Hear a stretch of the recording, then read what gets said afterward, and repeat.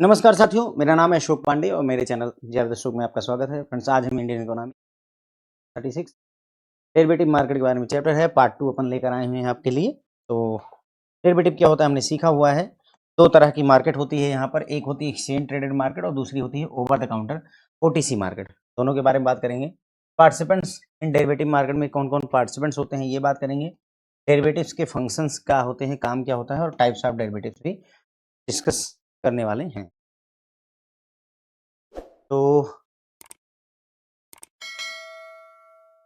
Exchange traded and over the counter market थोड़ा सा briefly मैं समझाता हूँ, ये क्लियर हो जाएंगी। देखो, ओटीसी मान लेते हैं, ओवर द काउंटर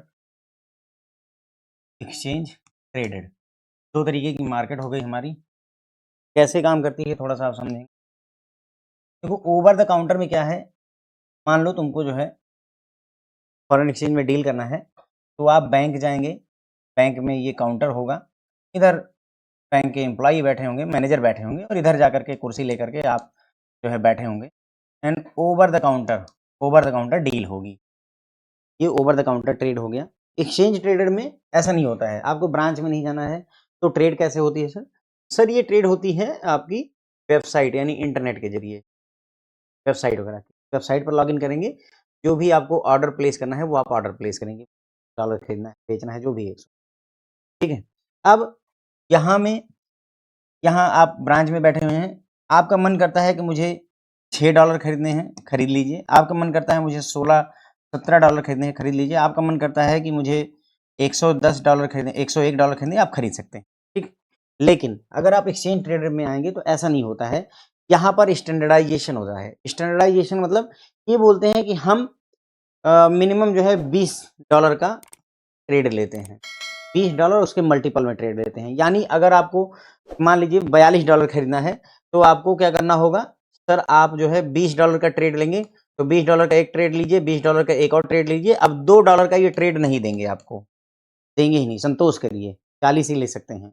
आपको बोलते हो कि सर मुझे $106 का चाहिए, तो यहाँ नहीं मिलेगा, एक्सचेंज ट्रेडर में नहीं मिलेगा। क्यों? क्योंकि $20 के हिसाब से आपके 5 ट्रेड आपने ले लिए, 5 लॉट खरीद ली, तो $100 आ गए। $6 के कुछ और जुगाड़ करिए, ठीक है। एक ये बहुत बड़ा फर्क होता है। मतलब यहाँ पर कोई, जैसे चूंकि यहाँ वेबसाइट है, कोई सामने बैठा नहीं है कि कुछ भी जो मन किया वो हो गया। यहाँ जैसे मान लीजिए किसी की शादी तय हुई है, तो यहाँ शादी तय हो रही, तो उस समय बात होती है भाई 50 बारात वाले आएंगे, 100 बाराती लेकर हम आएंगे, खाने में ये आइटम रहना चाहिए। तो यहाँ सब असेंबली पॉसिबल है कि ठीक है चलो, खाने में तुमको जो है 10 आइटम चाहिए, हम 10 दे देंगे। वो बोलता है कि हमें 15 आइटम चाहिए, बोलते हैं 15 भी दे देंगे। बोलते हैं हमें सिर्फ 16 मतलब जो है 12 आइटम चाहिए, 12 आइटम दे देंगे। यहाँ नहीं है, यहाँ मैरिज लॉन है, this is marriage lawn exchange traded. वो बोलते हैं कि सर हमारी जो है 350 रुपए की थाली है, 350 रुपए की थाली है, या फिर उसके बाद 500 की थाली है, या फिर आप 800 की थाली ले सकते हैं।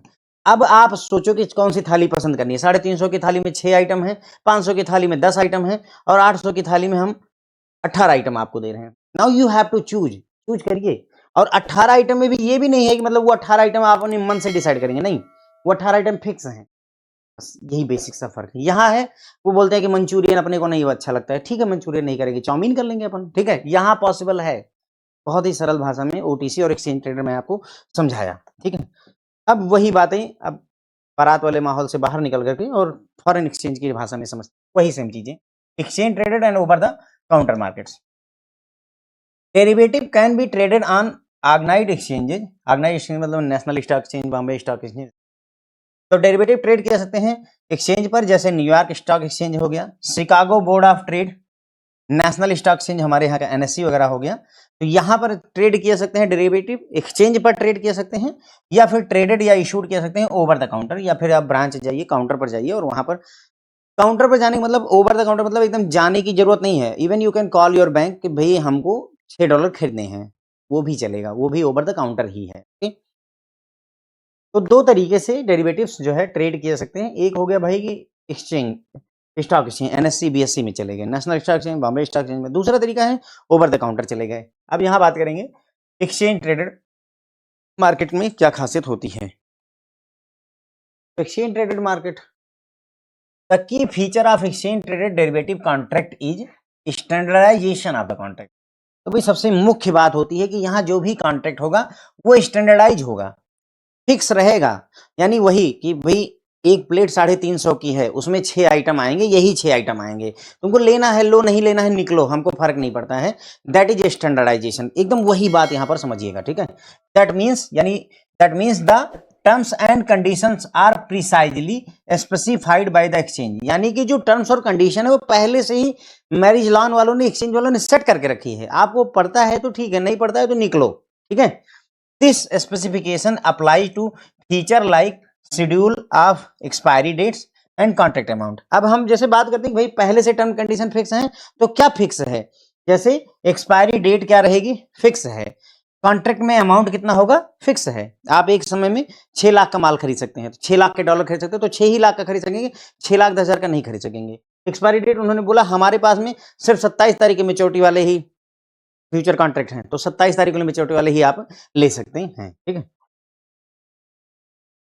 The market participant in the exchange traded derivatives market are market makers जिन्हें डीलर्स कहते हैं, and speculators who are typically exchange members। मतलब ये बोलते हैं कि मार्केट पार्टिसिपेंट की बात की जाए एक्सचेंज वाले में, तो भाई एक्सचेंज वाले में मार्केट में डीलर्स होते हैं, स्पेकुलेटर होते हैं, और ये दोनों के दोनों ही एक्सचेंज के मेंबर होते हैं। मार्केट मेकर डीलर्स को कहा जाता है, जो डील मतलब जो है खरीद बेच करते हैं उन्हें डीलर्स कहते हैं, वो मार्केट मेकर्स का काम करते हैं। और स्पेकुलेटर्स भी होते हैं। स्पेकुलेटर क्या होते हैं, हेजर क्या होते हैं, इसी लेक्चर में हम डिटेल में एग्जांपल के साथ चर्चा करेंगे, तो थोड़ा धैर्य रखें। The interplay between the market makers, यानी जो डीलर्स हैं इनके बीच में, और स्पेकुलेटर्स जो प्रॉफिट के चक्कर में आए हुए हैं, creates a more liquid and more orderly market. मतलब जो मार्केट मेकर यानी डीलर और स्पेकुलेटर के बीच में जो ट्रांजेक्शन्स होती है, खरीद बेच होती है, उससे क्या होता है सर कि हमारी जो मार्केट है वो बहुत ज्यादा लिक्विड होती है, बहुत सारी ट्रांजेक्शन्स होती रहती है और बढ़िया मार्केट निकल करके आती है। The standardization also ensure that clearing and settlement of derivatives contract happens efficiently and allows for the provision of a credit guarantee by the clearing house. तो जो स्टैंडर्डाइजेशन होता है, जब भी इनका ट्रांजैक्शंस का या कॉन्ट्रैक्ट का स्टैंडर्डाइजेशन होता है, उससे क्लियरिंग और सेटलमेंट जो है एफिशिएंटली होता है, और साथ ही साथ में क्रेडिट गारंटी जो है क्लियरिंग हाउस द्वारा यहाँ पर प्रोवाइड करी जाती है, ठीक है। यानी कि भाई जो एक्सचेंज है वो क्रेडिट गारंटी देगा कि पैसा डूबेगा नहीं, ओके। तो स्टैंडर्डाइजेशन से इंश्योर होता है कि क्लियरिंग मतलब verification of transaction and entries, transaction को वेरीफाई करना। सेटलमेंट का मतलब ट्रांसफर ऑफ मनी। तो ये चीजें जो है स्टैंडर्डाइजेशन की वजह से इंश्योर करी जाती हैं। The clearing house can provide this guarantee through requirement of cash deposit called margin. जैसे CCIL है, क्लियरिंग हाउस का काम करता है, क्लियरिंग कॉर्पोरेशन इंडिया लिमिटेड, ये क्लियरिंग हाउस का ही काम करता है। तो ये गारंटी देता है कि भाई आपकी जो ट्रांजैक्शन है वो सेटल होगी, किसके थ्रू, वो पैसा मांगता है, कैश डिपॉजिट, जिसे मार्जिन कहा जाता है। कोई भी ट्रांजैक्शन लेनी है तो बोलता है कि चलो 1 लाख की ट्रांजैक्शन है, तुम 5,000 हमको दो एडवांस में, मार्जिन जिसे बोलते हैं। अब 5,000 एडवांस दे दिए, तो अब अगर तुम ट्रांजैक्शन नहीं करोगे तो 5,000 डूबेंगे, इस चक्कर में तुम्हें ट्रांजैक्शन करनी पड़ती है। तो वही जुगाड़ ये क्लियरिंग हाउस यहाँ पर कर देता है।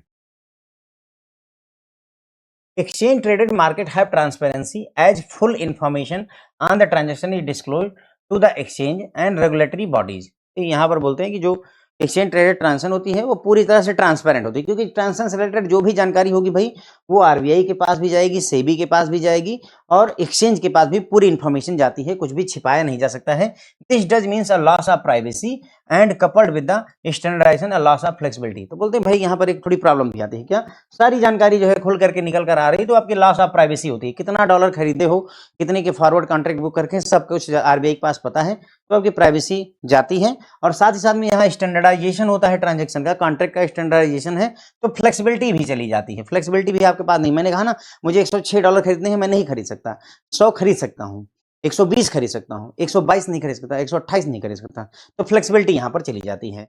As an alternative to standardization, the over-the-counter markets provide a substitute for firms wishing to trade non-standardized products। मतलब ये बोलते हैं कि अल्टरनेटिव के तौर पर भाई अगर स्टैंडर्डाइजेशन से नहीं बात बन पा रही तो ओवर द काउंटर मार्केट आपके पास अवेलेबल होती है, जो कि आपको मौका देती है कि आप नॉन स्टैंडर्डाइज डील्स कर सकते हैं ओवर द काउंटर मार्केट में, ठीक। यानी कि जैसे मुझे 102 डॉलर खरीदने हैं और मैं वहां नहीं खरीद पा रहा हूं, मान लीजिए फॉरेन एक्सचेंज में, तो मैं क्या करूंगा, मैं ओवर द काउंटर खरीदूंगा जा करके, ठीक है। ओटीसी मार्केट के बारे में बात करें, over the counter market, the OTC derivative contract are not standardized and hence risk management activity become more complicated. मतलब ये जो over the counter derivatives contract होते हैं ये स्टैंडर्डाइज नहीं होते हैं, स्टैंडर्ड नहीं होता है इनका, तो ऐसे में रिस्क मैनेजमेंट थोड़ा सा ट्रिकी हो जाता है यहाँ पर। A good example of over the counter derivative is forward foreign exchange contract. मतलब एग्जांपल के तौर पर उन्होंने फॉरवर्ड कॉन्ट्रैक्ट की बात करी है। फॉरवर्ड कॉन्ट्रैक्ट क्या होता है इसके बारे में भी इस चैप्टर में हमें डिस्कस करना है, डिटेल में चर्चा करेंगे। It can be difficult for a dealer to find an over the counter contract that is perfect match to hedge a position and they usually have to rely on similar transaction in which they can lay off the risk. मतलब ये बोलते हैं कि भाई जो over the counter market होती है इसमें जो है मान लो किसी ने $100 बाई करने हैं, अब हमें जो है इसको इस रिस्क को मैनेज करने के लिए $100 सेल करने की एक ट्रांजेक्शन मिलनी चाहिए, तो नहीं मिल पाती है। जनरली ऐसा नहीं होता है एग्जैक्ट मैच मिल जाए, ठीक है। तो उसमें क्या होता है कि हम भाई $100 नहीं मिल रहा है तो हो सकता है कोई $90 का सेलिंग का कॉन्ट्रैक्ट हो या कोई $105 का सेलिंग का कॉन्ट्रैक्ट हो, उसको जो है आपस में मैच करवा लेते हैं। वही बात बोली गई है कि भाई contract that is perfect match वाले नहीं मिल पाते तो हम क्या करते हैं सिमिलर ट्रांजेक्शन ले लेते हैं, जिससे हमारा काम बन जाए, रिस्क को मैनेज किया जा सके। The ability to customise over the counter contract does not necessarily make the market less liquid than the standardised exchange traded market. मतलब ये बोलते हैं कि भाई जो market over the counter market होती है इसमें कस्टमाइजेशन अलाउ है। मुझे $102 चाहिए ले लो, 115 चाहिए ले लो, है ना, 25 तारीख की मेच्योरिटी चाहिए ले लो, 26 की चाहिए ले लो, 28 की ले लो, कोई दिक्कत नहीं। तो इस कस्टमाइजेशन की वजह से ऐसा नहीं कि हाँ लिक्विडिटी कम हो जाती है, ऐसा नहीं कि स्टैंडर्डाइज जो हमारी ये स्टॉक एक्सचेंज की मार्केट होती है ज़्यादा लिक्विड होती है और ये कम लिक्विड होती है, ऐसी बात नहीं है। लिक्विड की क्यों बात कर रहे हैं कि सोचो ना, जैसे अभी हमने कहा कि भाई $100 का कोई बाई करना चाहता है तो हमें $100 का सेल करने वाला मिल ही नहीं रहा है, तो उस केस में मैचिंग नहीं हो रही ना, तो लिक्विडिटी की कमी होती है, लेकिन ऐसा नहीं है। ठीक, over the counter market has a lower level of regulation than the exchange traded market. मतलब जनरली ओटीसी मार्केट जो है कम रेगुलराइज होती है एक्सचेंज ट्रेडेड के मुकाबले, लेकिन 2008 की ग्लोबल फाइनेंशियल क्राइसिस के बाद में रेगुलेटरी ओवरसाइट जो है वो बढ़ा दी गई है, यानी अब पहले की तरह बात नहीं रही है, निगाहें बढ़ी हुई। ठीक है, तो ये हो गई बात हमारी। तो हियर वी हैव डिस्कस्ड सो फार कि भाई एक्सचेंज ट्रेडेड और ओवर द काउंटर मार्केट में क्या फ़र्क होता है। तो डेरिवेटिव जो है एक्सचेंज पर ट्रेड किए जा सकते हैं, वहाँ खरीदे जा सकते हैं, कहाँ, एक्सचेंज में। जैसे न्यूयॉर्क स्टॉक एक्सचेंज का नाम लिया, शिकागो बोर्ड ऑफ ट्रेड के नाम से है, नेशनल स्टॉक एक्सचेंज है, बॉम्बे स्टॉक एक्सचेंज है, या फिर दूसरा तरीका होता है ओवर द काउंटर हम ट्रेडिंग कर सकते हैं। एक्सचेंज ट्रेडेड की खासियत क्या होती है, यहाँ पर जो भी आपको प्रोडक्ट मिलेगा, जो भी आपको कॉन्ट्रैक्ट मिलेगा वो स्टैंडर्ड साइज का होता है, वही स्टैंडर्ड रहेगा, उसमें कोई फ्लेक्सिबिलिटी होती ही नहीं, बदलाव किया नहीं जा सकता है। इसका मतलब टर्म्स और कंडीशन पहले से ही सेट हैं। कौन करेगा सेट, एक्सचेंज करता है। ठीक है, अब क्या नाम है, इसमें क्या चीज़ें स्टैंडर्ड पहले से सेट रहती है, जैसे एक्सपायरी डेट क्या होगी कॉन्ट्रैक्ट की, कॉन्ट्रैक्ट में अमाउंट कितना परचेज कर सकते हैं, वो सब चीज़ें पहले से फिक्स होती है। जैसे ट्रेजरी वो क्या नाम है, हम कमर्शियल पेपर खरीदते हैं तो कमर्शियल पेपर मिनिमम इन्वेस्टमेंट कितने का है, 5 लाख का। मैं सोचता हूँ कि मेरे पास 3.5 लाख है तो मैं खरीद सकता हूँ कमर्शियल पेपर, नहीं खरीद सकता। बिल्कुल वही बात यहाँ पर भी लागू हो जाती है। इसमें मार्केट पार्टिसिपेंट्स की अगर बात करें तो मार्केट मेकर जिन्हें हम डीलर कहते हैं और स्पेकुलेटर दोनों होते हैं, और इनके बीच खूब सारी ट्रांजेक्शन होती है मार्केट मेकर यानी डीलर और स्पेकुलेटर के बीच में, जिसकी वजह से ये मार्केट बहुत लिक्विड रहती है। स्टैंडर्डाइजेशन की वजह से क्लियरिंग और सेटलमेंट जो है इफिशियंटली हो पाता है। ठीक है, और जो क्लियरिंग हाउस होता है क्रेडिट की गारंटी भी देता है। क्लियरिंग हाउस जो है वो गारंटी देता है किसके थ्रू, मार्जिन वगैरह लेकर के, कुछ पैसा जमा करवा करके। ठीक है, एक्सचेंज ट्रेडेड मार्केट में फुल्ली ट्रांसपेरेंसी होती है क्योंकि ट्रांजेक्शन की पूरी डिटेल जो है एक्सचेंज के पास जाती है, रेगुलेटरी बॉडीज के पास जाती हैं। ऐसे में कस्टमर की प्राइवेसी भंग होती है और साथ ही साथ में स्टैंडर्डाइजेशन होने की वजह से कस्टमर के साथ फ्लेक्सिबिलिटी भी नहीं रहती है। अब ये सब चीज़ें प्रॉब्लम हो रही हैं तो उसका विकल्प क्या है, आप जो है ओवर द काउंटर मार्केट में चले जाइए, वहाँ पर नॉन स्टैंडर्डाइज प्रोडक्ट आप खरीद सकते हैं। मुझे $102 खरीदना है, मैं ओटीसी चला जाऊँगा क्योंकि एक्सचेंज पर $100, $200, $300 खरीदे जा सकते हैं। ओवर द काउंटर की क्या खासियत होती है भाई, ये स्टैंडर्डाइज बिल्कुल भी नहीं होता है। आपस में बैठो बतियाओ, जैसा मैंने कहा कि शादी की चर्चा करनी है, 6 आइटम चाहिए खाने के, 18 आइटम चाहिए, 12 आइटम चाहिए, बतियाओ आप, 11 चाहिए 11 ले लो, 11 आइटम कौन कौन से चाहिए वो ले लो, फुल आज़ादी है यहाँ पर। वही चीज़ यहाँ पर भी है, ये स्टैंडर्डाइज नहीं होता है, लेकिन हाँ स्टैंडर्डाइज न होने की वजह से रिस्क मैनेजमेंट थोड़ा सा कठिन हो जाता है। ओवर द काउंटर मार्केट का बेहतर एग्जाम्पल में फॉरवर्ड फॉरेन एक्सचेंज कॉन्ट्रैक्ट या फॉरवर्ड कॉन्ट्रैक्ट हो सकता है। ठीक है, ओवर द काउंटर मार्केट में डीलर के लिए यानी कि बैंक के लिए ये मुश्किल होता है कि वो एक परफेक्ट मैच पा सके, तो ऐसे में सिमिलर ट्रांजैक्शन से यहाँ पर हेजिंग करी जाती है। हेजिंग क्या होती है वो भी हम डिस्कस करेंगे इसी लेक्चर में। उसके बाद में चूंकि ओवर द काउंटर मार्केट में कॉन्ट्रैक्ट को कस्टमाइज किया सकता है, आपकी मर्जी है 3 महीने का कॉन्ट्रैक्ट चाहिए, 6 महीने का, 15 दिन का, 8 दिन का, 18 दिन का, आपकी मर्जी है, ठीक है। तो ऐसे में मैचिंग हो नहीं पाती, लेकिन तब भी इसका मतलब ये नहीं, ये बोलते हैं कि ऐसा नहीं कि ओवर द काउंटर मार्केट में आप कस्टमाइजेशन की वजह से आपकी मार्केट लेस लिक्विड हो जाती है, ऐसा बिल्कुल भी नहीं होता है। ओके, स्टैंडर्ड एक्सचेंज कॉन्ट्रैक्ट के मुकाबले ये भी फुल्ली लिक्विड मार्केट है, कोई कमी यहाँ पर नहीं है। ओवर द काउंटर मार्केट में लोअर रेगुलेशंस होता है एक्सचेंज ट्रेडेड के मुकाबले, लेकिन 2008 की फाइनेंशियल क्राइसिस के बाद में रेगुलेटरी ओवरसाइट आरबीआई वगैरह की बढ़ी हुई है। Participants in the derivative market, भाई डेरिवेटिव मार्केट में कौन कौन से लोग पार्टिसिपेट करते हैं? तो डेरिवेटिव मार्केट के पार्टिसिपेंट 3 तरीके को, ध्यान दीजिएगा।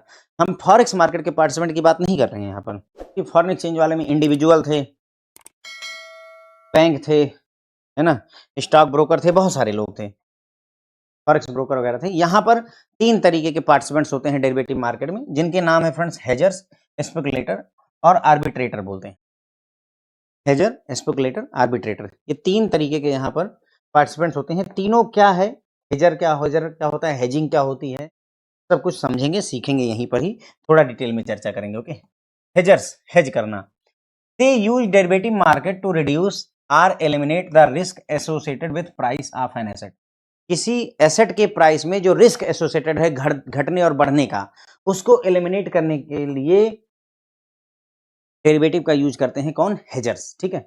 Majority of the participant in derivative market belong to this category, ध्यान रखिएगा, ज्यादातर जो पार्टिसिपेंट्स आते हैं इसमें डेरिवेटिव मार्केट में वो हेजर्स होते हैं, ज्यादातर हेजर होते हैं, फिर बाकी दूसरे नंबरों पर स्पेकुलेटर, आर्बिट्रेटर वगैरह आते हैं। ठीक, क्या कह रहे हैं, एक एग्जांपल से हम समझते हैं।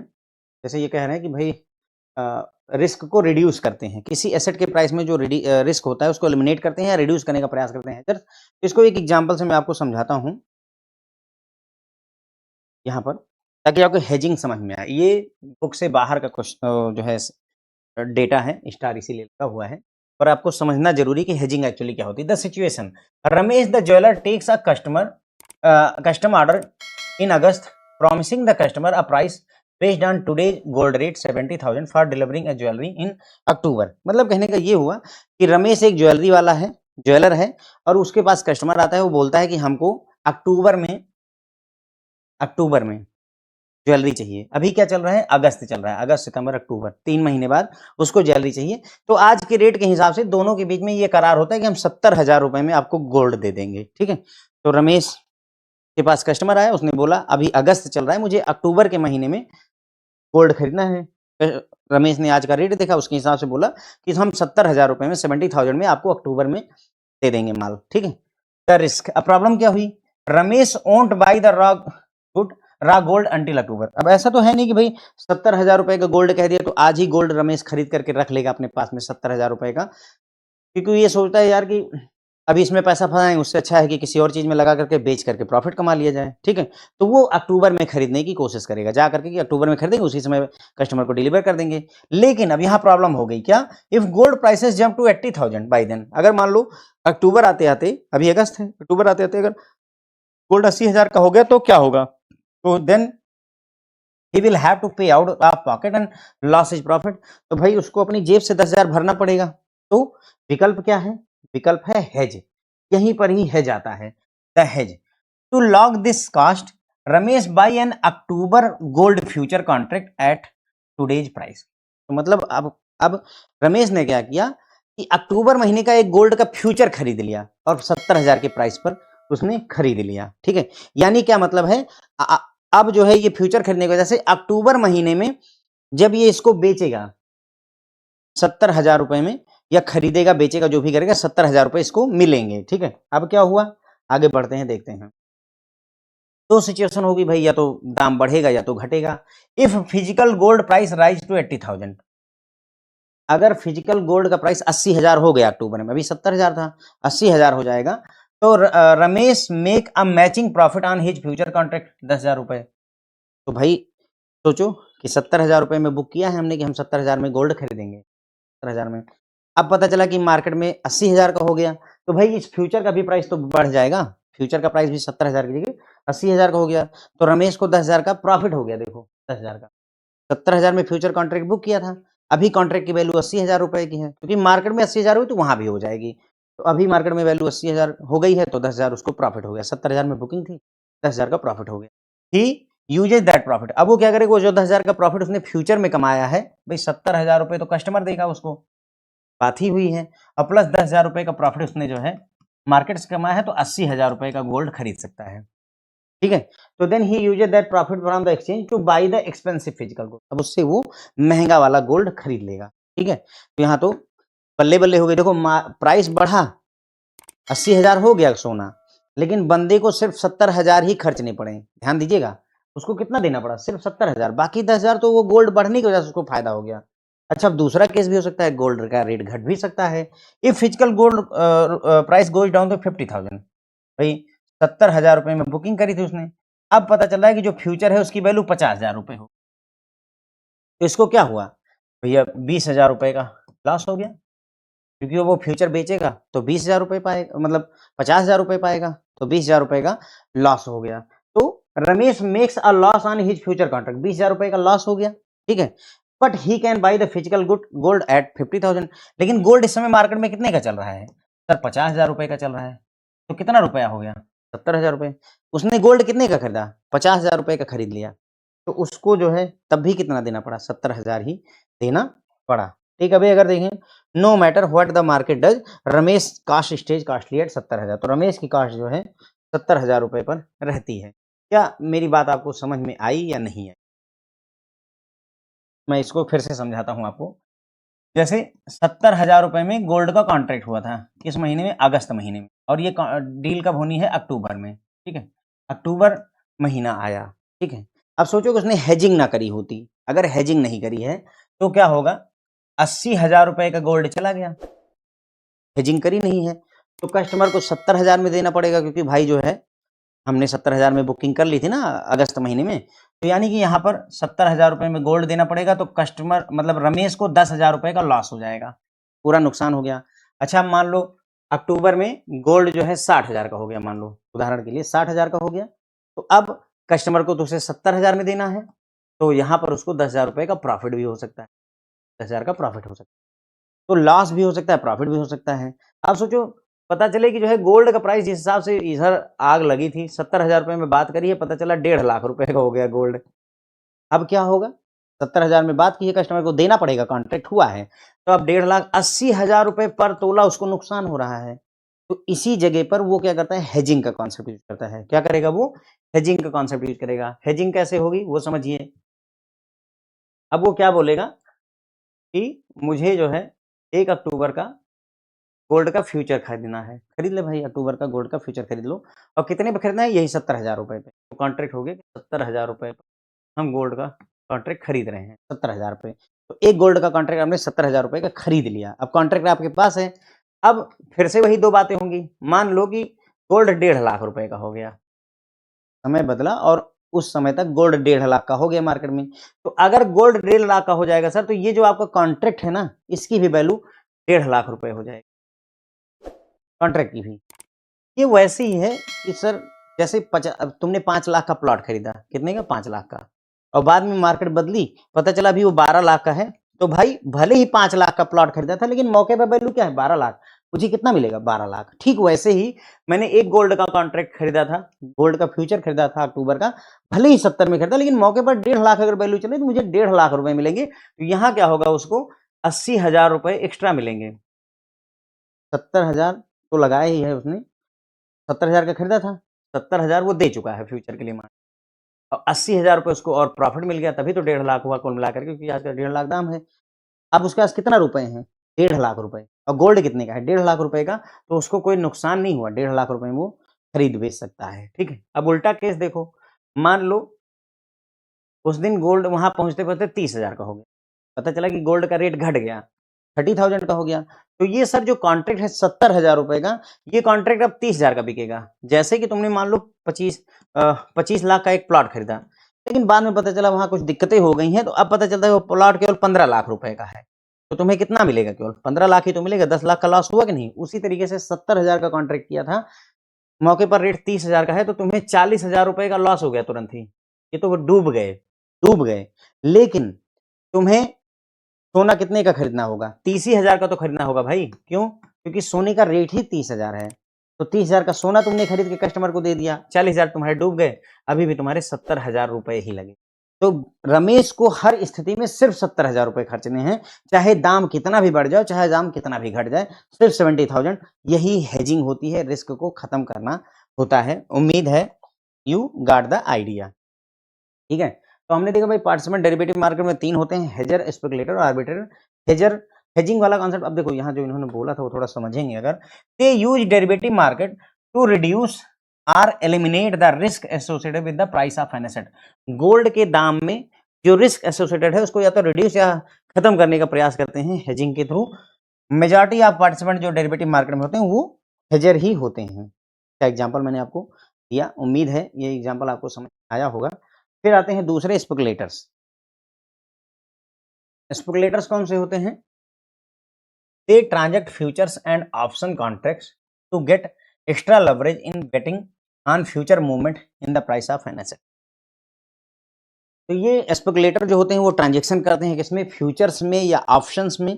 4 तरीके के होते हैं यहाँ पर, फॉरेक्स में 4 तरीके के कॉन्ट्रैक्ट होते हैं, फॉरवर्ड, फ्यूचर, ऑप्शन, स्वैप। ठीक है, तो उसमें से 2 फ्यूचर और ऑप्शंस में ये ट्रेड करते हैं speculator to get extra leverage in betting on future movement in the price of, किसी एसेट के प्राइस में दाम में बदलाव होगा उसी बात का फायदा उठाने के लिए। They can increase both the potential gain and potential losses by uses of derivatives in speculative venture. तो वो मतलब पोटेंशियल गेन और पोटेंशियल लॉस दोनों ही बढ़ा सकते हैं स्पेकुलेटिव मूवमेंट में। क्या कह रहा हूं मैं, एक एग्जांपल से समझिए फिर थियरी पर वापस आते हैं। देखिए क्या बोलता है, स्पेकुलेशन क्या होता है समझिए। मतलब किसी शेयर का दाम बढ़ेगा या घटेगा उससे प्रॉफिट कमाने की कोशिश करना स्पेकुलेशन कहलाता है। अगर आप शेयर मार्केट में ट्रेडिंग करते हैं, अगर आप शेयर मार्केट में इंट्राडे खेलते हैं या करते हैं इस चीज को, तो आप स्पेकुलेशन ही कर रहे हैं। बेसिकली क्या कर रहे हैं? स्पेकुलेशन। ठीक है, देखिए कैसे the concept, speculator don't want the actual asset, they just bet on price direction for profit. ठीक है, मतलब जो स्पेकुलेटर होता है सर उसको एसेट नहीं चाहिए, उसको फॉरेक्स नहीं चाहिए, उसको किसी कंपनी का शेयर नहीं चाहिए, वो बस केवल बोली लगाते हैं, बेट करते हैं, मतलब शर्त लगाते हैं, जुआ खेलते हैं, प्राइस डायरेक्शन फॉर प्रॉफिट। मतलब प्राइस किधर जाएगा, ऊपर जाएगा कि नीचे जाएगा, इसी पर जुआ लगा करके वो प्रॉफिट कमाने का प्रयास करते हैं। They use leverage to amplify their return. अब यहां पर वो लेवरेज, उधारी, कर्जा का यूज करते हैं ताकि उनका रिटर्न बढ़ सके। अभी हम सब समझेंगे, कोई दिक्कत वाली बात नहीं है। लेवरेज मतलब paying a small margin to control a large contract. Leverage मतलब कि हमारे पास 1 रुपए है और हम 100 रुपए की खरीदारी कर लें, वही लेवरेज होता है। ठीक, एक आगे देखते हैं। जैसे मान लीजिए यहाँ इन्होंने उदाहरण दिया है, the trade you by 1 future contract. एक फ्यूचर का कॉन्ट्रैक्ट आप खरीदते हैं जिसमें 1000 शेयर हैं रिलायंस के, ऑफ अ स्टॉक जो कि करंटली 1000 रुपए पर प्राइस्ड है। तो टोटल इन्वेस्टमेंट कितना हुआ भाई? 1000 शेयर हैं और 1000 रुपए प्राइस है, तो कुल मिलाकर के 10 लाख रुपए का टोटल इन्वेस्टमेंट हुआ।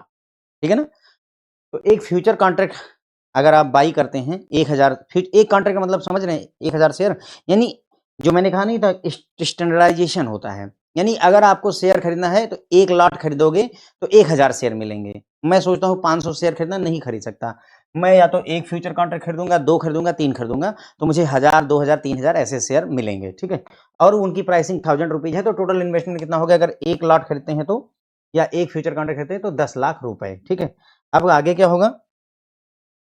द लेवरेज यानी मार्जिन। अब लेवरेज यूज हुआ, क्या मुझे 10 लाख पे करना है? नहीं, यहाँ लेवरेज यूज होगा यानी मार्जिन होगा। कैसे? The broker ask you for a 20% deposit. तो ब्रोकर बोलता है कि पूरा 10 लाख मत पे करो, हमें सिर्फ 20% दे दो भाई हमारा। तो 20% यानी 10 लाख रुपए का 20% हमें चल जाएगा, क्योंकि हम डेरिवेटिव में खेल रहे हैं, पूरा पैसे की जरूरत नहीं होती है। अगर हम शेयर खरीद रहे होते तो हमें पूरा पैसा चाहिए था, 10 लाख पूरे लगाने पड़ते रिलायंस का शेयर खरीदने के लिए, लेकिन हम डेरिवेटिव में खेल रहे हैं तो यहाँ पर मार्जिन से काम चल जाता है। तो बोले कि भाई 10-20% दे दो, तो 10 लाख का 20% यानी 2 लाख रुपए आपने जो है अपनी जेब से निकाल करके उनको दे दिया, और आपका 2 लाख रुपए देने से आपका पूरा 10 लाख का कॉन्ट्रैक्ट बुक हो जाता है।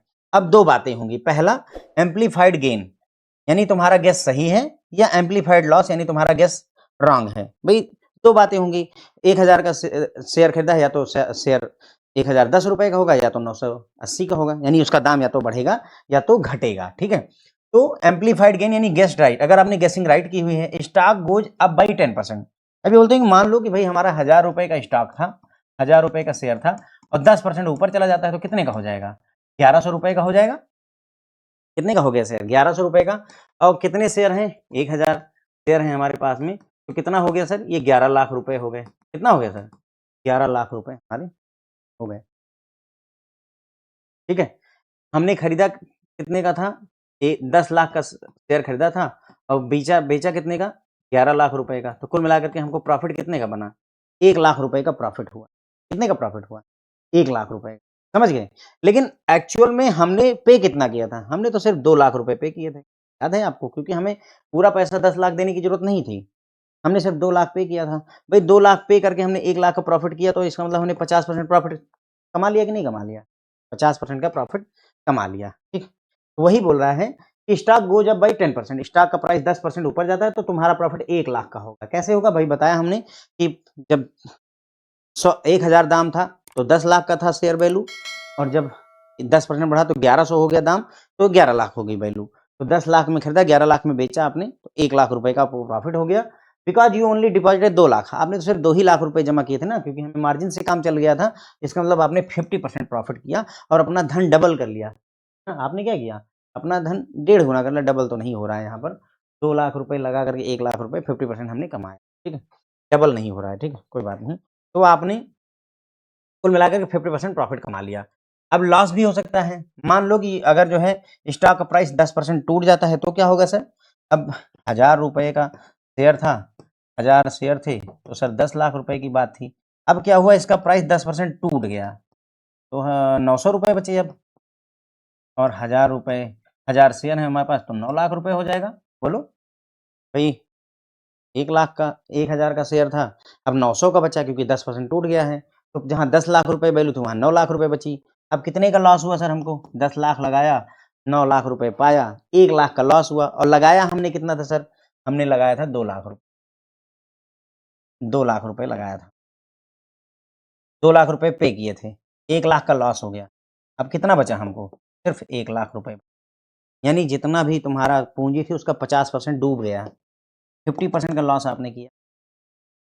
ये है पूरी कहानी, ठीक है। तो बोलते हैं कि the stock price goes down by 10%, तो आपको 1 लाख रुपए का लॉस होता है, and your deposit instantly wipe out to 1 lakh और 50% टोटल लॉस, 50% लॉस हो गया टोटल का। तो आपका अब पैसा सिर्फ 1 लाख बचा। अब सोचो अगर जो है 20% अगर यहीं पर टूट जाता दाम, 20%, तो क्या होता? अब 20% टूट गया, तो जो हमारा 1000 रुपए का शेयर था, 1000 शेयर 10 लाख के जो थे, वो अब शेयर 800 रुपए का हो जाएगा। क्यों? क्योंकि 20% का लॉस हो गया, 20% डाउन हो गया है। 1000 शेयर अब हो जाएंगे सर 8 लाख रुपए। कितने का लॉस हुआ सर? 2 लाख रुपए का। आपने लगाया कितना था सर? 2 लाख रुपए। लॉस कितने का हुआ? 2 लाख रुपए। यानी पूरी की पूरी पूंजी ही डूब जाएगी, पूरी की पूरी पूंजी गई पानी में, ठीक है। तो वो वाली स्थिति होती है। तो टेक अवे क्या है इससे? Leverage act like a magnifying glasses, turning small market move into massive riches or total bankruptcy। तो बोलते हैं भाई लेवरेज जो होता है, लेवरेज है ना, क्योंकि हमने खरीदारी कितने की? 10 लाख रुपए की, और दिया कितना? केवल 2 लाख रुपए। यही तो लेवरेज है सर ना। 2 लाख रुपए पे करके हमने 10 लाख की खरीदारी कर रखी है, दैट इज लेवरेज। तो लेवरेज एक मैग्नीफाइंग ग्लास है, एक शीशा है, दर्पण है, जो बहुत फैला करके दिखा रहा है। अब होगा तो खूब सारा प्रॉफिट होगा, अमीर होगे तो बहुत अमीर हो जाओगे, और नहीं तो फिर टोटल दिवालिया भी निकलेगा। इंट्राडे में यही खासियत होती है, इसीलिए लोग बोलते हैं, शेयर मार्केट में बता रहा हूँ कि शेयर मार्केट में इंट्राडे इसीलिए लोग मना करते हैं खेलने के लिए, कि सोचो तुम्हारे पास अगर 1 लाख रुपए है ना, 1 लाख रुपए, तो वो बोलते हैं कि तुम 1 करोड़ रुपए की डील ले लो हमसे, हमें कोई दिक्कत नहीं। 1 लाख रुपए तुम्हारे पास है, 1 करोड़ की डील तुम ले लो, 1 करोड़ रुपए के शेयर खरीदो। अब सोचो शेयर रिलायंस का 1 करोड़ का खरीदते हो, और पता चला कि उसका वैल्यू टूटा और वो 90 लाख का बचा, तो तुम्हें लॉस कितने का हो गया? 10 लाख का लॉस हुआ। लगाया तुमने कितना था? 1 लाख रुपए, और 10 लाख का लॉस हुआ है, यानी 9 लाख रुपए का कर्जा चढ़ जाता है तुम्हारे ऊपर। यही होता है बर्बादी हो जाना। आबादी भी होगी भाई, अमीरी भी आएगी, कोई बड़ी बात नहीं है। सोचो कि अगर हमारा शेयर 1 करोड़ 20 लाख रुपए का हो जाए तो क्या होगा सर? 20 लाख रुपए का सॉलिड फायदा हुआ। लगाया कितना था? 1 लाख रुपए, और कमाया कितना? 20 लाख और कमाया। तो इट इज ऑल्सो पॉसिबल। तो दोनों बातें होती भाई, या तो खूब अमीर बनोगे और या तो खूब गरीबी आएगी, दोनों बातें होती। तो वही अब यहाँ पर आपको थोड़ा समझ में आएगी ये बात। They transact future and option contract to get extra leverage in betting on future movement in the price of an asset. किसी एसेट के प्राइस में ऊपर नीचे क्या होगा उसी चीज पर बेटिंग करके यहाँ पर पैसा कमाया जाता है। They can increase both potential gains, अब खूब फायदा भी हो सकता है और खूब लॉस भी हो सकता है डेरिवेटिव का यूज करके स्पेकुलेटिव वेंचर में। अब आपको स्पेकुलेशन समझ में आ रहा होगा कि अच्छा हेजिंग क्या होती है, समझ में आया होगा कि हाँ वो सुनार था, उसको जो है पैसे का ऊपर नीचे होने से प्रभाव ना आए, वो हो गया। स्पेकुलेशन मतलब यही जो हमने शेयर खरीदा और फिर उसके हिसाब से प्रॉफिट बुक किया। अब आते हैं सर आर्बिट्रेटर। आर्बिट्रेटर जो होते हैं,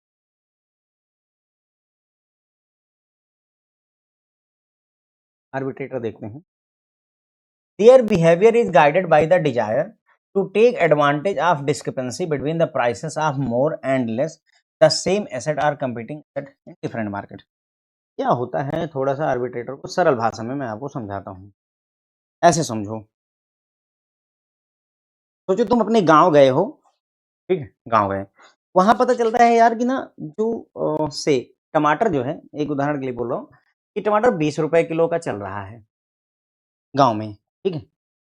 अब जब उसी दिन तुमने 1 किलो टमाटर वहां से खरीदा, 1 kg यू हैव परचेज, और आप चले आए शहर अपने सिटी में, यहाँ पता चलता है यार टमाटर जो है 70 रुपए किलो बेच रहे हैं, तो बिक रहा है। अब तुम सोचते हो यार 20 रुपए किलो वहां टमाटर मिल रहा है, यहाँ 70 रुपए किलो में तो लूटे पड़े हैं एकदम, ठीक है। तो ये क्यों लूटे, मैं क्यों ना लूट लूं।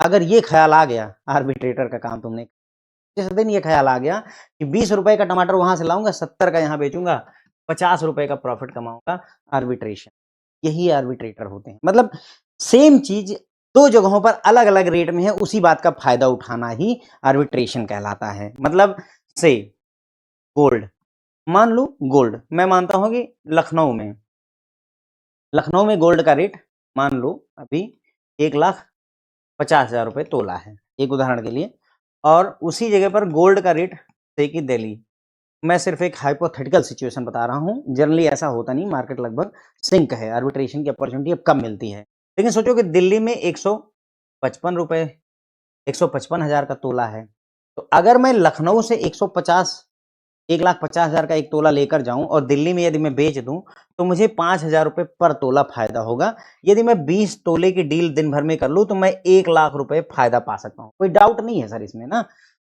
हम इसमें लेकिन और खर्चे नहीं जोड़ रहे हैं, हम ये स्टैंडर्ड कंडीशन मानते हैं कि यहाँ से 1,50,000 का खरीदा, यहाँ 1,55,000 का बेच दिया, 20 तोले में डील करी, तो हमको 1,00,000 रुपए का दिन भर में हर दिन मैं 1,00,000 कमा सकता हूँ, ठीक है। अब इसमें भाई ट्रांसपोर्टेशन का खर्चा लगेगा और भी चीजें हैं, थोड़ा बहुत खर्चा भी लग जाएगा, तब भी आप बचा लोगे। तो अगर ये आप कर रहे हो सर, यही आर्बिट्रेशन कहलाता है, ये आर्बिट्रेज है, ओके। खर्चे और भी लगते हैं, लेकिन जनरली मार्केट सिंक रहती है, ऐसा होता नहीं है। और भी एक आधा केस लेते हैं, जैसे सोचो कि यूएसए में और इंडिया में, यूएसए में अगर आप कर्जा लेते हैं सर ना, तो वहां पर रेट ऑफ इंटरेस्ट वगैरह हार्डली जो है 4% 5%। अगर आप जापान वगैरह जो देशों को देते हैं, वो पहले तो 0.1% शायद चार्ज किया करते थे, अब 1-8% लेते हैं जापान। अब सोचिए जापान 1% पे कर्जा दे रहा है, वहां से पैसा लाया जाए और इंडिया में जो है 12% पर बांटा जाए, फायदा ही फायदा होगा भाई, आर्बिट्रेशन, ठीक है। तो हम यूएसए में उधार लो, पैसा है नहीं, हमने यूएसए में लोन लिया, वहां 4% देना है, 100 रुपए का 4 रुपए देना है। वही पैसा यहाँ इंडिया में लाए और यहाँ 100 रुपए का 12 रुपए हमें मिला, वहां से उधार लिया, यहाँ उधार चढ़ा दिया, अब यहाँ 112 रुपए मिल रहे हैं और यहाँ 104 रुपए लौटाने हैं, बराबर है ना। अगर हम ये मान लें कि डॉलर का रेट सेम रह रहा है, तो वहां 100 रुपए के 104 रुपए बने और यहाँ 100 रुपए के 112 रुपए कमाए, तो हमने 112 रुपए कमाया, 104 रुपए लौटाया, 8 रुपए का मुनाफा कमा लिया। यही है सर आर्बिट्रेशन, ओके। बस यही इतना आर्बिट्रेशन होता है। अब इसी चीज को थोड़ा समझते हैं। Their behaviour is guided by the desire to take advantage of discrepancy between the prices of more or less the same asset. टमाटर के दाम के जो डिस्क्रिपेंसी है, टमाटर की प्राइसेस में डिस्क्रिपेंसी है, यहाँ 20 का है वहां 60 का है, उसी चीज का फायदा उठाना ही मोर आर लेस सेम एसेट होते हैं या कंपीटिंग एसेट का तो डिफरेंट डिफरेंट मार्केट में अलग अलग मार्केट में अलग अलग दाम है। जैसे गोल्ड का मैंने बताया, दिल्ली में अलग रेट है, लखनऊ में अलग रेट है, रांची में अलग रेट है, अपना पटना में अलग रेट है, मान लेते हैं। तो उसी चीज का फायदा उठाना, अलग अलग मार्केट में सेम एसेट का रेट अगर अलग है तो उसी चीज का फायदा उठाना आर्बिट्रेशन कहलाता है। If for example they see the future price of an asset getting out of line with the cash price, they will take the offsetting position in the two market to lock in process profit। मतलब ये बोलते हैं कि अगर किसी asset का अभी cash price यानी आज का प्राइस 100 रुपए है और हमको दिख रहा है कि उसका जो फ्यूचर प्राइस है वो 105 रुपए है, तो बेहतर है ना कि हम जो है कैश में खरीदें और फ्यूचर पे बेच दें, 5 रुपए का प्रॉफिट। वही चीज है। अभी एक एग्जाम्पल देखते हैं तो आपको थोड़ा और समझ में आएगा। The concept, arbitrator hunt for free money, they look for a moment when the exact same asset is trading at two different prices in two different markets and they buy the cheaper one while instantly selling the expensive one। बोलते हैं कि arbitrator free money के चक्कर में रहते हैं और वो ऐसे मोमेंट की तलाश में होते हैं जब एक ही एसेट दो अलग अलग जगहों पर, दो अलग अलग मार्केट में, दो अलग अलग प्राइसेस पर बिक रहा हो और उसी समय सस्ता वाला खरीदते हैं और महंगा वाला बेच करके फायदा उठा लेते हैं। उदाहरण के लिए for example Reliance industries stock is trading at 2500 रुपए ऑन बॉम्बे स्टॉक एक्सचेंज। हमारे पास दो स्टॉक एक्सचेंज है मशहूर वाले, एक बॉम्बे स्टॉक एक्सचेंज है, वहां पर रिलायंस का जो शेयर है वो 2500 रुपए में ट्रेड कर रहा है, but momentarily dip to 2495 rupees on NSE due to massive sudden sell order। Bombay Stock exchange में रिलायंस का शेयर 2500 का चल रहा है, लेकिन एनएससी पर वही रिलायंस का शेयर 2495 का मिल रहा है। क्यों? क्योंकि अचानक से एनएससी में बहुत ज्यादा सेल के ऑर्डर आ गए हैं जिसकी वजह से प्राइस घट गया है। अब यहां पर आर्बिट्रेटर क्या करेगा? The arbitrator uses high speed computers to instantly buy 10,000 shares at NSC. तो कंप्यूटर, तेज स्पीड वाला कंप्यूटर यूज करेंगे और 10,000 शेयर 2495 रुपए में एनएससी में बाई करेंगे और उसी समय साइमल्टेनियसली उसी समय वो 10,000 शेयर बेचेंगे बॉम्बे स्टॉक एक्सचेंज पे 2500 रुपए के। तो हर शेयर के खरीदने और बेचने के पीछे 5 रुपए का प्रॉफिट हुआ। 10,000 शेयर हैं, 50,000 रुपए का प्रॉफिट बुक कर लिया गया। ठीक है, the profit they instantly lock in 5 rupees profit पर शेयर, यानी total 50,000 profit with practically zero risk. कोई रिस्क नहीं लिया और 50,000 रुपए 2-3 सेकंड में आते हैं। आर्बिट्रेशन ऐसा है। याद होगा मैंने एक लाइन बताई थी कि अगर हमारे पास बढ़िया कंप्यूटर हो, हाई स्पीड के कंप्यूटर्स हों और बेहतर स्टाफ हो, ट्रेडर हो, तो एक ऐसी मार्केट खड़ी की जा सकती है फॉरेक्स मार्केट में कि उससे बेहतर मार्केट में दुनिया में कोई मार्केट है ही नहीं। एक ऐसा बिजनेस एम्पायर खड़ा किया जाता है कि उससे बेहतर कोई है ही नहीं। फिलहाल मेरे पास दोनों नहीं है, ना तो अच्छे ट्रेडर्स हैं और ना ही बढ़िया जो है इंटरनेट स्पीड वाले कंप्यूटर्स हैं। ठीक है, तो हमने पार्टिसिपेंट में देखा भाई कि हेजर्स होते हैं, स्पेकुलेटर्स होते हैं, आर्बिट्रेटर होते हैं। अब हेजर का मतलब आपको समझ में आएगा। हेजिंग का मतलब होता है रिस्क को मैनेज करना, रिस्क को कम करना। ज्यादातर मार्केट में लोग हेजिंग के लिए आते हैं। जैसे बैंक को $1,000 खरीदना है 3 महीने बाद और पता चले कि दाम बढ़ जाए या घट जाए, तो वही बिल्कुल वो ये जो आपका ये वाला था ज्वेलर वाला एग्जाम्पल, बिल्कुल उसी तरीके से वो मार्केट में जाएगा, 3 महीने एडवांस की बुकिंग कर लेगा। अब चाहे ऊपर जाए दाम चाहे नीचे जाए दाम, उसको उतना ही पे करना पड़ेगा। तो हेजिंग हो गया। उसके बाद दूसरा था स्पेकुलेशन। स्पेकुलेशन जो है ये फ्यूचर या ऑप्शन कॉन्ट्रैक्ट में खेलते हैं। यहाँ पर उद्देश्य होता है कि हम सही दिशा में गेस कर ले जाए, घाटा भी होगा फायदा भी होगा। उम्मीद ये रहती है कि 100 रुपए का शेयर है 110 रुपए का हो जाएगा, 10 रुपए का प्रॉफिट जुगाड़ लूंगा। यही स्पेकुलेटर का काम होता है। लॉस भी उसको होता है। फिर आता है आर्बिट्रेटर। एक ही एसेट का दो जगहों पर दो अलग अलग प्राइस होने का फायदा उठाना आर्बिट्रेशन कहलाता है। मैं उम्मीद करता हूँ चीजें आपको समझ में आई होंगी। ठीक है, अब आते हैं सर फंक्शंस ऑफ डेरिवेटिव। अगला टॉपिक लेते हैं। देखिए क्या है हेजिंग, हेजर्स, स्पेकुलेटर और क्या नाम है आर्बिट्रेटर। ये बार बार सर आपको ये सब परेशान करेंगे, इसलिए थोड़ा सा डिटेल में चर्चा कर लेनी आवश्यक थी ताकि भविष्य में आपको कभी समस्या ना हो। समय लगता है सर, लेकिन जब आप ऐसे सीखते हैं ना, फिर चाहे जो कुछ भी, चाहे जैसे भी आया भी पूछे, you are ready. Functions of derivative. Price की डिस्कवरी। डेरिवेटिव के फंक्शन क्या होते हैं? Price discovery. Derivative contracts help in determining the price of underlying asset. Derivative contract की सहायता से आप जो भी अंडरलाइंग एसेट है उसका प्राइस डिस्कवर कर सकते हैं, उसमें ये मदद करता है। ठीक है। While spot market tell us what asset is worth today. जो स्पॉट मार्केट होती है ये बताती है कि एसेट का वर्थ आज क्या है। डेरिवेटिव स्पेशली फ्यूचर और फॉरवर्ड जो होते हैं help us estimate what that asset will worth in future. तो किसी एसेट की वैल्यू आज क्या है ये स्पॉट मार्केट में पता चलता है, और डेरिवेटिव मार्केट में उसकी एसेट उसकी जो है वर्थ फ्यूचर में क्या होगी उसके बारे में पता चलता है। Future and forward contract prices are used in determining the future spot price for the commodity. मतलब वही फिर से बोल रहे हैं कि फ्यूचर और फॉरवर्ड जो कॉन्ट्रैक्ट के प्राइसेस होते हैं उसी से हमें पता चलता है फ्यूचर प्राइस क्या रहने वाला है उस कमोडिटी का। This way it is beneficial in discovering the price for underlying asset. तो इस तरीके से ये अंडरलाइंग एसेट का प्राइस पता करने में हमारी मदद करता है। अब आता है सर रिस्क का transfer of risk. Derivatives are used for transferring the risk from one party to another, that is from buyer of a derivative product the seller. तो जो डेरिवेटिव्स होते हैं वो यूज होते हैं किसके लिए, रिस्क को ट्रांसफर करने में एक पार्टी से दूसरी party, buyer of the derivative से सेलर ऑफ द डेरिवेटिव। यानी जो बायर होगा वो सेफ हो जाता है, जो सेलर होगा वो रिस्क में आ जाता है। It is an effective risk management tool that transfer the risk from those having a low risk appetite to those having high risk. मतलब ये बोलते हैं कि एक तरीका है रिस्क मैनेजमेंट का जहां पर कम रिस्क चाहने वाले से रिस्क ट्रांसफर होकर के ज्यादा रिस्क चाहने वाले पर चला जाता है, जो ज्यादा रिस्क झेल सकता है। जैसे हम LIC करवाते हैं, तो भाई LIC करवाते हैं क्योंकि हम ज्यादा रिस्क नहीं ले सकते, लेकिन LIC ज्यादा रिस्क लेने के लिए बैठी हुई है, तो इसीलिए वो LIC हमारी करती है। ठीक है। Hedging price risk. Hedging price यानी प्राइस रिस्क को हेज करना, यानी प्राइस रिस्क को मैनेज करना। Derivative help in hedging risk against unfavourable price movement of the underlying asset. Underlying asset के प्राइस में अगर मूवमेंट होती है अनफेवरेबल तो उसको हेज करने में मदद करते हैं। उदाहरण के लिए by entering into a forward contract the buyer and seller agree to complete the deal at a pre decided price at some specified date in the future. जैसे फॉरवर्ड कॉन्ट्रैक्ट होता है उसमें क्या होता है, बायर और सेलर एग्री होते हैं कि आज से 3 महीने बाद मैं जो है आपको गोल्ड 70,000 में दूंगा किसी पर्टिकुलर डेट पर। ठीक है। एनी अनएक्सपेक्टेड प्राइस हाइक और drop will not influence the contract value thereby providing protection against this type of risk. अब किसी भी ऊंच नीच होती है तो गोल्ड वो 70,000 रुपए में ही मिलेगा, अनएक्सपेक्टेड प्राइस हाइक से कोई प्रभाव नहीं पड़ता है। तो इस तरीके से ये हेजिंग प्राइस रिस्क की मदद करता है। लोअर होती है ट्रांजेक्शन कॉस्ट लो होती है। The cost of trading in derivative instrument is quite low as compare to other segment in the financial market. मतलब दूसरे सेगमेंट में अगर आप काम करें उसके मुकाबले यहाँ पर कॉस्ट कम होती है। They act as risk management tool and thereby lower the transaction cost of the market. ये रिस्क मैनेजमेंट टूल के तौर पर काम करते हैं, इसलिए रिस्क जो ट्रांजेक्शन की कॉस्ट होती है वो घट जाती है।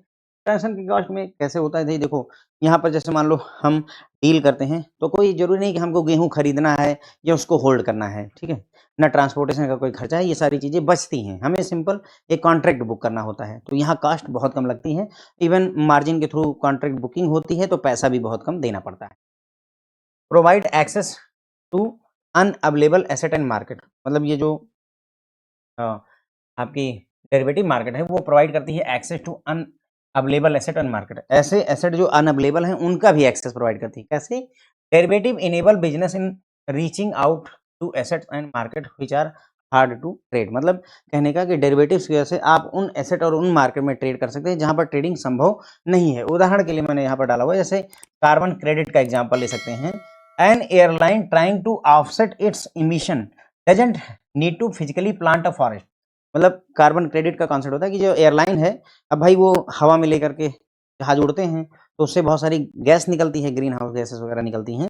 तो इसके लिए अब उनको फॉरेस्ट खरीदने की जरूरत, लगाने की जरूरत नहीं, प्लांट करने की। उसकी जगह पर आप कार्बन क्रेडिट खरीद सकते हैं। ठीक है। They can buy carbon emission derivative on the secondary market to meet their regulatory requirement. तो वो क्या करेंगे, जा करके कार्बन इमिशन के डेरिवेटिव खरीद लेंगे और उन डेरिवेटिव को दिखा करके काम उनका चल जाता है। तो अब ये कार्बन क्रेडिट के लिए कायदे से आपको प्लांट लगाने होंगे, आपको जंगल लगाना होगा ताकि उतना जो है मतलब जो है ऑक्सीजन निकले और कार्बन डाइऑक्साइड कम हो। लेकिन यहाँ पर कार्बन क्रेडिट खरीद करके भी ये काम हो जाता है। Entities with interest rate exposure can utilise interest rate swap to obtain better interest rate than available in the current market while hedging their risk. मतलब एग्जांपल दिया इन्होंने कि भाई अगर किसी को एंटिटी है जिसको इंटरेस्ट रेट का रिस्क का एक्सपोजर है, वो चाहे तो इंटरेस्ट रेट स्वैप का यूज करके बेहतर इंटरेस्ट रेट पा सकती है, जो कि नॉर्मली पॉसिबल नहीं था। अब यहाँ पर आपको एक चीज लग रही होगी, मुझे भी लग रही है, आपको भी लग रही होगी कि सर कार्बन क्रेडिट जब हमें जंगल लगाने ही नहीं है, केवल वो एक खरीदारी कर लेनी है कागज की, तो इससे क्या होगा। तो सर ऐसे ही है सर, जैसे ईवी आई है, इलेक्ट्रिक व्हीकल। ठीक है। बताओ आप सर, इलेक्ट्रिक व्हीकल से पॉल्यूशन खत्म हो गया, करेक्ट है? क्योंकि भाई इलेक्ट्रिक व्हीकल कोई भी चीज़ प्रोड्यूस नहीं करती है, मतलब इमिशन कुछ करती ही नहीं है। लेकिन सर आप बताओ, इलेक्ट्रिक बाइक को चार्ज करने के लिए, इलेक्ट्रिक कार को चार्ज करने के लिए आप क्या ऑप्शन यूज़ करते हैं? सर हम इलेक्ट्रिसिटी कैसे प्रोड्यूस हो? सर या तो सोलर से प्रोड्यूस हो रही होगी, या फिर जो है पावर प्लांट से हो रही होगी, या फिर मतलब कोयले से हो रही होगी। अगर कोयले से बिजली पैदा हो रही है तो वो क्या पॉल्यूशन नहीं कर रही है? वैसे ही है, मतलब हमें लगता है कि ईवी से हम पॉल्यूशन खत्म कर रहे हैं, लेकिन एक तरीके से देखो भाई, बिजली कहाँ से आ रही है? अगर वहाँ पॉल्यूशन हो रहा है तो हम रोक थोड़ी ना पा रहे हैं। तो उसी तरीके से है सर यहाँ भी कि अगर कार्बन क्रेडिट से अब एयरलाइन्स उड़ रही है, उसकी वजह से वो उसने कार्बन इमिशन का डेरिवेटिव खरीद लिया, तो इससे क्या कार्बन डाइऑक्साइड उत्सर्जन बंद नहीं हो गया? बिल्कुल भी नहीं हुआ, लेकिन बस वही है कि कान इधर से पकड़ के उधर से पकड़ के चल रहा है, ठीक है? हायर लवरेज, यानी इसमें डेरिवेटिव मार्केट में लवरेज बहुत होता है। जैसा कि हमने देखा था भाई कि 10 लाख के शेयर खरीदे, हमने सिर्फ 2 लाख रुपए और हमारा काम हो गया।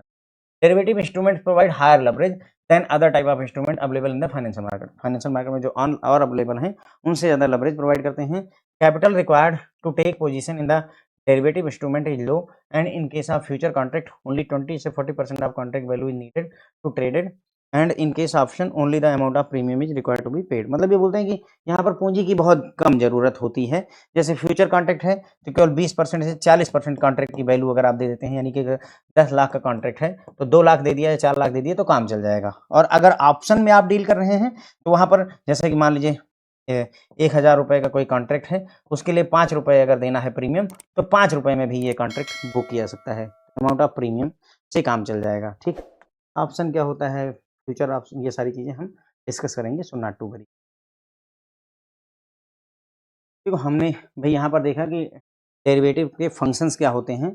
तो प्राइस डिस्कवरी, अंडरलाइंग एसेट का प्राइस पता करने में मदद करता है। ट्रांसफर ऑफ रिस्क, जो बायर होता है उसके पास से रिस्क हट करके जो सेलर होता है उसके पास रिस्क चला जाता है डेरिवेटिव में। हेजिंग प्राइस रिस्क में जो फ्लक्चुएशन है प्राइस में, उसको हेज करने में ये मदद करता है। लोअर ट्रांजेक्शन कॉस्ट, यहाँ पर ट्रांजेक्शन का खर्चा कम लगता है। ऐसी एसेट्स और ऐसी मार्केट को एक्सेसिबल बनाता है जो नॉर्मली पॉसिबल नहीं थी, जैसे मैंने इसमें कार्बन क्रेडिट का आपको एग्जांपल दिया हुआ है। हाई लेवरेज, मतलब कम पैसे हों उसके बावजूद भी बहुत बड़े लेवल पर खेल किया जा सकता है, बहुत बड़े लेवल के कॉन्ट्रैक्ट यहाँ पर बुक किए जा सकते हैं। जैसे इन्होंने बताया कि भाई जो है फ्यूचर कॉन्ट्रैक्ट में 20 से 40% पैसा दे दीजिए, काम हो जाएगा, और अगर ऑप्शंस है तो उसके इसमें प्रीमियम पे करने से हमारा काम चल जाता है। अब आता है सर, ये लास्ट हमारा है पॉइंट, लास्ट टॉपिक है, जो कि है डेरिवेटिव के टाइप्स ऑफ डेरिवेटिव। भाई देखिए, डेरिवेटिव में 2 तरीके के डेरिवेटिव हैं, फाइनेंशियल डेरिवेटिव और कमोडिटी डेरिवेटिव। जैसा कि हमने बात की थी भाई, जो गेहूँ, चावल है, ऑयल है, कोयला है, इन सब के भी डेरिवेटिव्स होते हैं, कमोडिटी डेरिवेटिव और फाइनेंशियल डेरिवेटिव हमने देखा है। तो हम यहाँ discuss financial derivative, commodity derivative यहीं पर खत्म है। फाइनेंशियल डेरिवेटिव फिर फर्दर 2 तरीके के होते हैं, एक तो एक्सचेंज पर ट्रेड किया जाते हैं और एक ओवर द काउंटर ट्रेड किया जाता है, ठीक है। सारा डिस्कस हमने किया है। फाइनेंशियल डेरिवेटिव एक्सचेंज पर ट्रेड होते हैं और ये वाले ओटीसी, ओवर द काउंटर होते हैं। एक्सचेंज पर 2 तरीके के हैं, फ्यूचर्स और ऑप्शंस होते हैं, फ्यूचर और ऑप्शन। फ्यूचर में भी करेंसी फ्यूचर्स का ऑप्शन होता है, मतलब करेंसी फ्यूचर्स होते हैं। और यहाँ ओटीसी में भाई ओवर द काउंटर में फॉरवर्ड कॉन्ट्रैक्ट होता है। देखो इन्होंने दिया तो है फ्यूचर्स भाई, लेकिन मेरे हिसाब से फ्यूचर यहाँ नहीं आता, फ्यूचर जो है एक्सचेंज ट्रेडेड में आता है, ठीक है। अब इनके हिसाब से क्या है कि जो इंटरेस्ट रेट का फ्यूचर है वो ओवर द काउंटर होता है, और जो करेंसी का फ्यूचर है वो एक्सचेंज ट्रेड, तो ऐसा हम मान लेते हैं, ठीक है। उसके बाद में स्वैप होते हैं, स्वैप, और यहाँ पर इन्होंने लिखा नहीं है, यहाँ पर ऑप्शन भी होता है, यहाँ नहीं, सॉरी, ऑप्शंस यहाँ पर है। तो फ्यूचर ऑप्शन वहाँ चले गए और 2 यहाँ पर आते हैं, फ्यूचर ऑप्शन वहाँ, फॉरवर्ड कॉन्ट्रैक्ट और स्वैप यहाँ पर आते हैं, ठीक है। स्वैप में currency swap, interest rate swap, CDS, credit default swap किया जाते हैं, ठीक है। तो कुल मिलाकर के 4 थे, फ्यूचर एक हो गया, ऑप्शन हो गया दूसरा, ये दोनों हो गए सर एक्सचेंज ट्रेडेड। तीसरा हो गया हमारा फॉरवर्ड कॉन्ट्रैक्ट, और चौथा हो गया हमारा स्वैप। ये 4 होते हैं, 2 उधर 2 इधर। फ्यूचर और ऑप्शन एक्सचेंज पर ट्रेड किए जाते हैं, फॉरवर्ड और स्वैप जो है ओवर द काउंटर, ठीक है। अब स्वैप 3 टाइप के हैं, currency swap, interest rate swap, credit default swap. और फ्यूचर में इन्होंने वैरायटी करी कि भाई जो करेंसी स्वैप है वो एक्सचेंज पर ट्रेड किया जा रहा है, और जो इंटरेस्ट रेट का फ्यूचर है, सॉरी, जो करेंसी फ्यूचर है वो एक्सचेंज पर ट्रेड हो रहा है, जो इंटरेस्ट रेट का फ्यूचर है वो ओवर द काउंटर इन्होंने दिखाया हुआ है। ठीक, उसके बाद उन्होंने बताया कि कुछ और भी होते हैं एग्जॉटिक, बहुत अलग लेवल, एग्जॉटिक मतलब बहुत ही